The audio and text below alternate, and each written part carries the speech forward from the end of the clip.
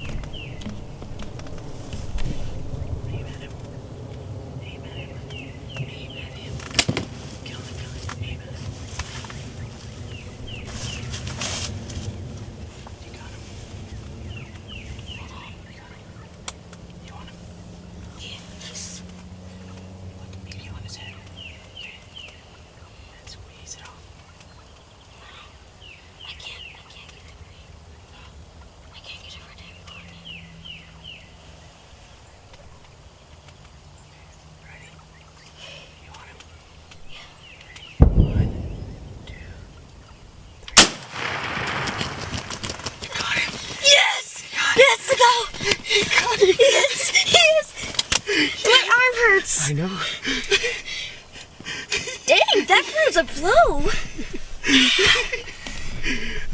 Yes, Dad. Let's go. Yes. Yes. My arm's so sore. That was the quickest hunt we ever had. Oh my God. We got him. We got him. Good job, son. How's it feel? It feels good and it hurts.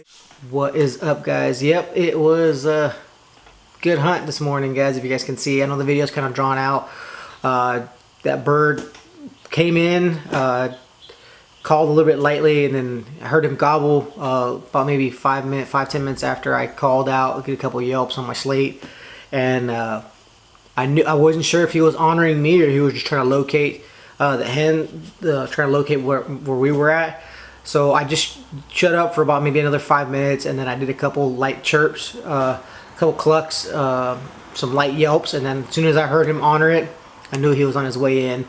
After that, just clammed up, didn't even want to put any more sound out there, let him come to us, and sure enough, you guys saw in the video, he popped up on the other side of the field where he gobbled from, down below in that little bottom. Came out, I thought he was going to come straight across, straight to the decoys, but wild animals going to do what they want to do. But instead, he circled all the way around. I thought he was going to walk off into the woods and go off that point and not want to mess with the birds or mess with the decoys. But he proved me wrong. That's why when he gobbled off, like you hear him in the video, I'm over there trying to maneuver the camera without us getting busted. He hammered off and did a couple light clucks. Then he just came on a rope, guys, right from there. Came on a rope straight to the decoys, and then he decided to go to town on my Jake decoy. But didn't get too much into him, because then 15 yards right in front of the blind, I was able to get my son on the bird, get the camera on the bird, and make the shot. I couldn't be more proud of my son. I can't wait to, hopefully the next one, later on down the road, will be him killing his first deer. We'll see what happens. I recommend, guys, get your kids out there. Get them out in the woods. Get them out to go do some stuff. Get them fishing. Whatever it is you guys need to do, get them off video games. Get them outside.